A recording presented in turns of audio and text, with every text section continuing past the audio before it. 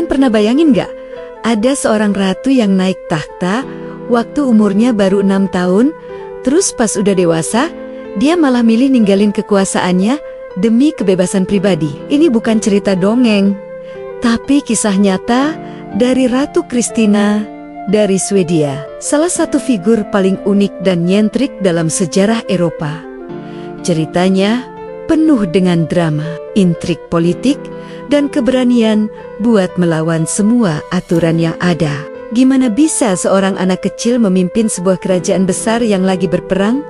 Dan apa yang membuatnya akhirnya mengambil keputusan yang mengguncang seluruh Eropa? Yuk, kita telusuri bareng-bareng perjalanan hidup Ratu Kristina yang luar biasa ini. Dari seorang ratu cilik hingga menjadi ikon kebebasan berpikir.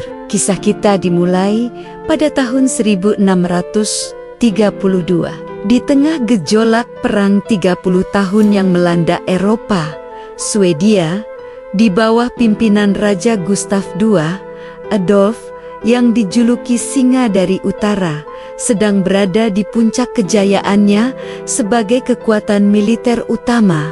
Namun, takdir berkata lain. Sang raja tewas secara tragis di pertempuran Elchen, meninggalkan Swedia dalam keadaan genting. Kerajaan kehilangan pemimpinnya, sementara perang masih berkecamukah. Satu-satunya pewaris tahta yang tersisa adalah putri tunggalnya, seorang anak perempuan mungil bernama Kristina, yang waktu itu usianya baru 6 tahun. Naik tahtanya seorang anak kecil, apalagi seorang perempuan di zaman itu, adalah hal yang sangat tidak biasa. Banyak yang meragukan masa depan Swedia, tapi almarhum Raja Gustav Adolf sudah mempersiapkan segalanya.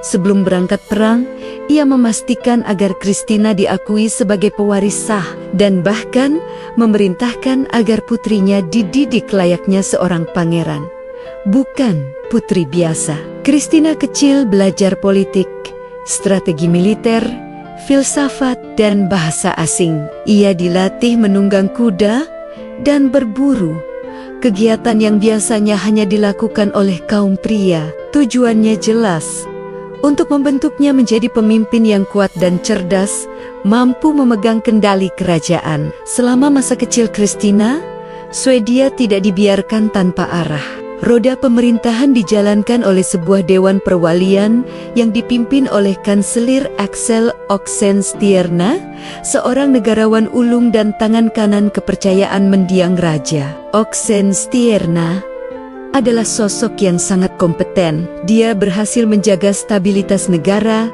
melanjutkan perang dengan sukses, dan mengamankan posisi Swedia sebagai salah satu kekuatan terbesar di Eropa Utara. Di bawah bimbingannya, Kristina tumbuh sambil mengamati selak-belok politik dan diplomasi dari dekat. Ia sering hadir dalam rapat-rapat dewan, mendengarkan perdebatan, dan belajar bagaimana sebuah negara dijalankan. Ini adalah sekolah politik terbaik yang bisa didapatkan oleh seorang calon pemimpin. Waktu pun berlalu, dan pada usia 18 tahun, Kristina akhirnya dinobatkan secara resmi dan mengambil alih pemerintahan secara penuh. Inilah momen di mana Swedia dan seluruh Eropa mulai melihat betapa berbedanya ratu muda ini. Kristina bukanlah tipikal penguasa monarki pada masanya. Ia sangat cerdas, punya rasa ingin tahu yang luar biasa besar, dan lebih tertarik pada dunia ide daripada kemewahan istana. Waktu luangnya dihabiskan untuk membaca buku. Konon, ia bisa membaca berjam-jam setiap hari dan hanya tidur 3-4 jam semalam. Perpustakaan pribadinya dipenuhi oleh ribuan buku langka dari seluruh dunia. Ketertarikannya pada ilmu pengetahuan dan seni tidak main-main. Kristina punya mimpi untuk mengubah Stockholm, ibu kota Swedia yang saat itu dianggap agak terpencil, menjadi Athena dari utara, sebuah pusat kebudayaan dan intelektual Eropa.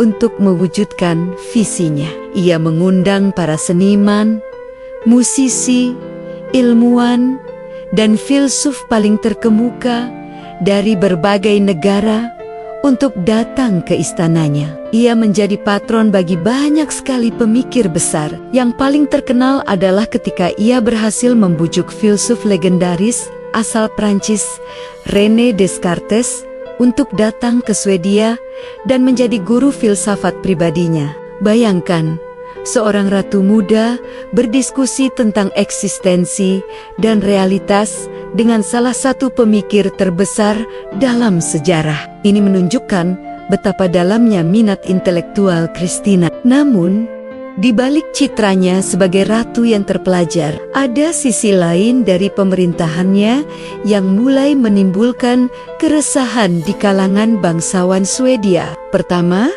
Christina sangat boros dalam membiayai hasratnya terhadap seni dan budaya. Ia menghabiskan banyak uang untuk membeli karya seni, buku, dan membayar para cendekiawan yang diundangnya. Pengeluaran ini membebani kas negara yang sebenarnya masih dalam tahap pemulihan setelah Perang Panjang. Kedua, dan ini yang paling penting, Christina dengan tegas menolak untuk menikah.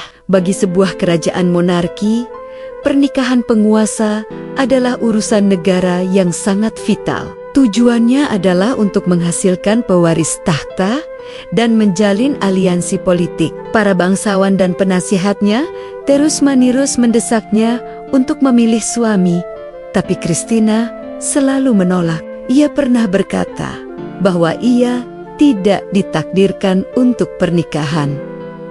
Ia merasa pernikahan akan membatasi kebebasan intelektual dan pribadinya. Ia tidak mau tunduk pada seorang suami. Keputusan ini membuat para bangsawan cemas, karena tanpa pernikahan tidak akan ada pewaris langsung dan masa depan dinasti menjadi tidak menentu. Christina sadar akan tekanan ini dan sebagai solusinya, ia menunjuk sepupunya, Carl Gustav, sebagai pewaris tahtanya. Tapi, ini tidak sepenuhnya meredakan kekhawatiran Dewan Kerajaan. Ketegangan antara Christina dan para bangsawannya terus meningkat. Ia merasa semakin terasing dan terkekang oleh tugas-tugas kerajaan yang dianggapnya membosankan. Protokol istana, rapat-rapat politik yang tak berujung, dan tekanan untuk menikah membuatnya merasa seperti terpenjara dalam sangkar emas. Di dalam hatinya tumbuh sebuah keinginan yang radikal. Keinginan untuk bebas dari mahkota, bebas dari tanggung jawab, dan bebas untuk mengejar passionnya dalam bidang spiritual dan intelektual tanpa batas. Selain itu, secara diam-diam, Christina mulai tertarik pada ajaran agama Katolik. Ini adalah hal yang sangat berbahaya karena Swedia adalah negara Protestan Lutheran yang sangat taat, dan Katolik dianggap sebagai agama musuh. Dan akhirnya tibalah momen yang mengguncang seluruh Eropa pada tanggal 6 Juni tahun 1654 dalam sebuah upacara yang khidmat di Kastil Apsil. Ratu Christina yang saat itu baru berusia 27 tahun secara sukarela turun takhta. Ini adalah sebuah tindakan yang hampir tidak pernah terdengar dalam sejarah monarki. Para penguasa biasanya memegang takhta sampai mereka meninggal dunia. Dalam pidato perpisahannya, ia menyerahkan mahkotanya kepada sepupunya, Carl Gustav, yang kemudian menjadi Raja Carl X. Gustav. Christina melepaskan semua kekuasaan, kekayaan, dan statusnya sebagai Ratu Swedia. Ia hanya meminta satu hal, kebebasan untuk meninggalkan Swedia dan hidup sesuai dengan keinginannya. Setelah turun takhta, Christina memulai babak baru dalam hidupnya yang tidak kalah dramatis. Ia menyamar sebagai seorang pria untuk bisa melakukan perjalanan melintasi Eropa dengan lebih leluasa. Tujuannya adalah Roma, pusat agama Katolik. Setibanya di Brussel, ia secara resmi berpindah keyakinan menjadi seorang Katolik. sebuah keputusan yang membuat heboh seluruh dunia Protestan. Ketika ia akhirnya tiba di Roma, ia disambut dengan upacara besar oleh Paus Alexander VII di sana. Christina tidak hidup dalam kesunyian. Ia justru menjadi pusat kehidupan budaya dan sosial Roma. Rumahnya menjadi tempat berkumpulnya para seniman, komposer, dan intelektual.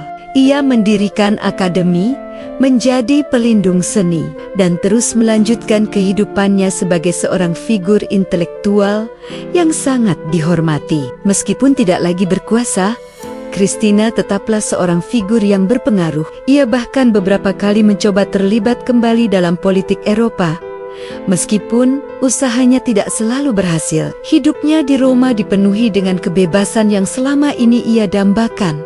Namun juga diwarnai oleh berbagai tantangan finansial dan intrik. Ia meninggal dunia di Roma pada tahun 1689 dan dimakamkan dengan penghormatan besar di Basilika Santo Petrus. Sebuah kehormatan yang sangat langka bagi seorang perempuan dan mantan ratu dari negara Protestan. Jadi, apa yang bisa kita pelajari dari kisah Ratu Christina? Dia adalah bukti nyata bahwa seorang pemimpin bisa datang dalam bentuk yang tak terduga. Terima kasih banyak sudah menyimak perjalanan hidup Ratu Christina yang menakjubkan ini. Semoga ceritanya bisa memberikan inspirasi. Kalau kalian suka dengan konten seperti ini, jangan lupa untuk like, komen, dan subscribe channel ini ya. Sampai jumpa di video selanjutnya.